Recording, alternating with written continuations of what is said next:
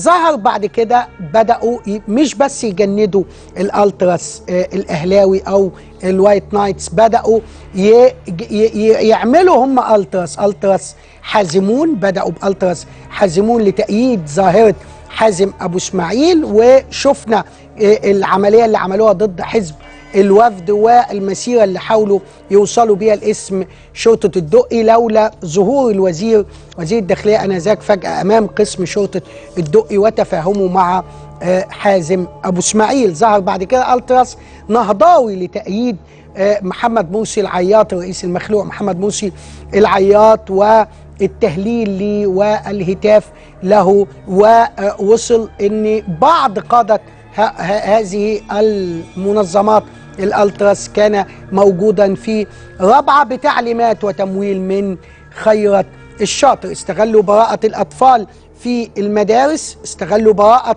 الأطفال الصغيرين جدا بأنهم شيلوهم الكفن وعملوهم مشروع شهيد. استغلوا براءة الصبية المنتمين إلى تجمعات الالتراس ومولوهم بالنقود في محاولة لاستخدامهم في أعمال ضد الدولة تمولها جماعة الإخوان وتصب في هدف ما يسمى بتحالف دعم الشرعية. هتشوفوا من خلال اعترافات أبو عبيدة إزاي هو كان عايز يعمل التراس نهضاوي، وهو كان في انهي التراس بالظبط، وبعدين تحول إلى التراس نهضاوي. هنشوف هذه الاعترافات، لكن بعد ما نروح لهذا التقرير لنتحدث عن علاقة الالتراس بجماعة الإخوان المسلمين.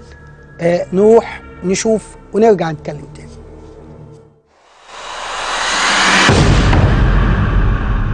التطرف هي الكلمة التي تجمع ما بين روابط تشجيع الأندية الأولتراس وجماعة الإخوان المسلمين، فكلاهما يسعى لنصرة فكرته حتى ولو بحياته. لا يشغل عقل الاثنان سوى الجماعة وبنر الرابطة. تلاقى الاثنان على كراهية الدولة وأجهزتها الأمنية، فهم يحلمون بعالم من الفوضى وغياب للنظام من أجل سيادة أفكارهم المتطرفة على الجميع.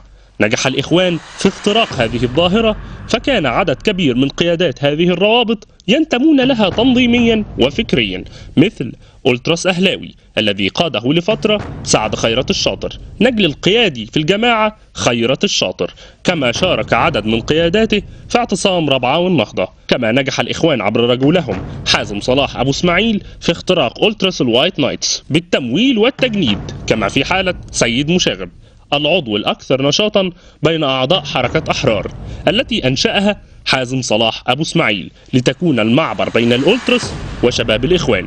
وكان أول ظهور للحركة خلال عملية اقتحام مقر حزب الوفد في عام 2012، ثم ظهروا في اشتباكات المنصورة، ثم ظهر الجميع في اعتصام رابعة، وقادوا الهتافات والمسيرات التي خرج بها الإخوان بعد عزل الرئيس الإخواني محمد مرسي. وخلال الانتخابات الرئاسية وتوقف النشاط الرياضي بدأت تظهر روابط جديدة لتشجيع مرشحي الرئاسة، وتحديدا المنتمين للإسلام السياسي، مثل حازمون وأولتراس أبو الفتوح وأولتراس نهضاوي الذي ظهر لتأييد مرسي في ذلك الوقت. ثم تطور الأمر بعد ذلك إلى اصطياد رجال الداخلية وتحديد الأمن بعد عزل مرسي.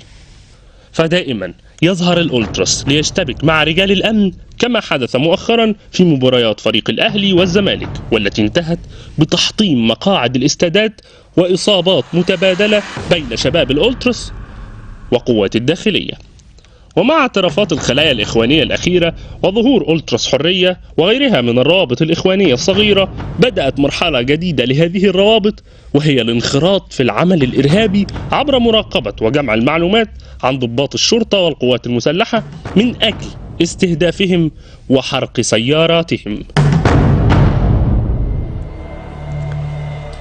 طبعا اتأثر الإخوان وشبابهم كتير جدا بظاهرة الالتراس من كتر التشابك القوي بين شباب الإخوان اللي تم منذ أن وضع خيرت الشاطر يده على هذه الظاهرة وقرر اختراقها عن طريق شباب الإخوان وعن طريق شراء البعض بالمال.